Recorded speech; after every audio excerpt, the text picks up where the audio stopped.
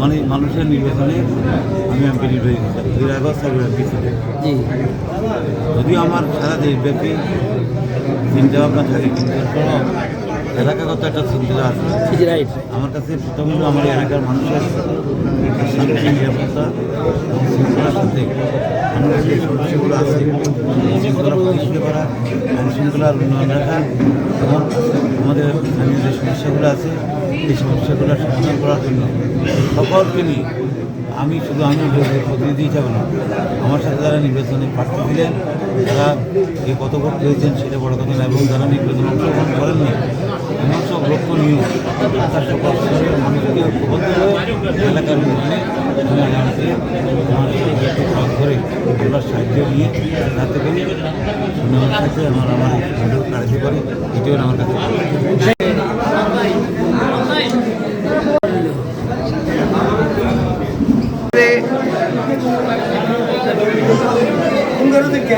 তারেক রহমান যে 31 দফা কর্মসূচি ঘোষণা করেছেন বিএনপি ক্ষমতা আসতে সেটা বাস্তবায়ন করবে। আজকে তো ইনশাআল্লাহ বিএনপি ক্ষমতা এসেই গেল, ঠিক না? কৃষকের জন্য যেই কর্মসূচি ঘোষণা করেছে বিএনপির পক্ষ থেকে কৃষক কার্ড, এই কার্ড অবশ্যই বাস্তবায়ন করা হবে। এই কার্ডের মাধ্যমে কী হবে, একটা বিমার ব্যবস্থা করা হবে। কৃষক যদি অতিবৃষ্টি অনাবৃষ্টির কারণে ফসল খারাপ নষ্ট হয়, ধ্বংস হয়, তাহলে ওই 1 একর জমির জন্য ফসল উৎপাদন করতে যত টাকা ব্যয় হয়েছে সম্পূর্ণ টাকা বিমার মতো সরকার পরিশোধ করবে। 6টি আসনের মধ্যে বিপুল ভোটের ব্যবধানে আমরা 5টি আসন নির্বাচিত হয়েছি। আমরা জনগণের পক্ষে কাজ করব, সন্ত্রাস চাঁদাবাদের বিরুদ্ধে কাজ করব, দুর্নীতির বিপক্ষে কাজ করব। নোয়াখালীবাসীর একটি দাবি, নোয়াখালী বিভাগ বাস্তবায়ন চাই, সেই ব্যাপারে আমাদের জোরালো দাবি থাকবে এবং আমাদের নোয়াখালী সিটি কর্পোরেশন প্রক্রিয়াধীন সে কাজ যেন দ্রুত সম্পন্ন হয়। আগামী দিনে এই সরকার মুক্তিযোদ্ধা বান্ধব, যেহেতু বেগম খালেদা জিয়া সর্বপ্রথম বাংলাদেশের মুক্তিযোদ্ধাকে পুনর্বাসনের জন্য মুক্তিযোদ্ধা মন্ত্রণালয় বিএনপি প্রতিষ্ঠা করেছে এবং এই মুক্তিযোদ্ধাকে মরহুম রাষ্ট্রপতি জিয়াউর রহমান সাহেব প্রথমেই পর্যায়ক্রমে বিদেশে মুক্তিযোদ্ধাকে পুনর্বাসন করেছে।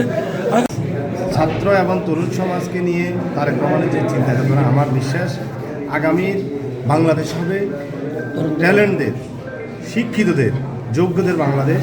আমাদের নোয়াখালীতে 6টা আসনে, তো 6টা আসনে আমরা বরাবরই প্রেডিকশান দিয়েছিলাম এবং আগেও আমি ব্যক্তিগতভাবে বিভিন্ন জায়গাতে বলছিলাম যে মন্তব্য করেছিলাম 6টা আসনের মধ্যে 5টা আসনে জিতবে নিরঙ্কুশভাবে। একটা আসন যেহেতু আমাদের 3জন প্রার্থী 2জন বিদ্রোহী সহ, ওই আসনটা আমরা শঙ্কিত ছিলাম কিংবা শত্রুমুখী লড়াই হবে এরকমই ভাবছিলাম, সেটা হয়েছে। তো অনেকটা সেরকমই 1 থেকে 5 আসনে আমরা 5টা আসন পরিপূর্ণভাবে জিতেছি আর একটা আসন আমাদেরকে হেরেছি।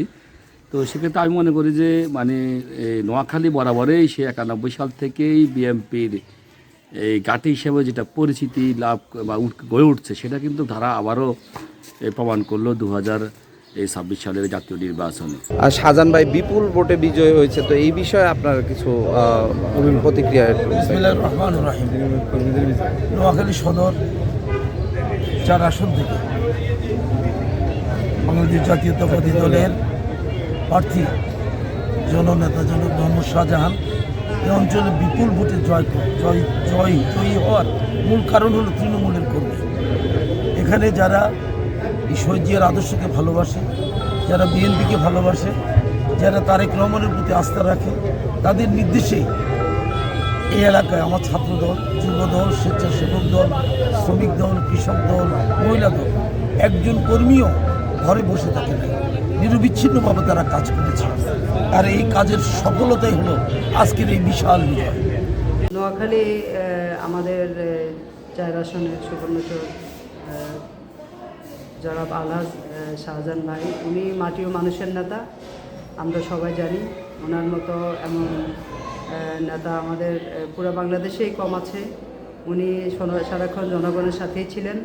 আমরা যেরকম আশা করেছিলাম ইনশাল্লাহ আমাদের আশার চাইতে ভালো উনি ফলাফল করেছেন, বিপুল ভোটে উনি জয়লাভ করেছেন।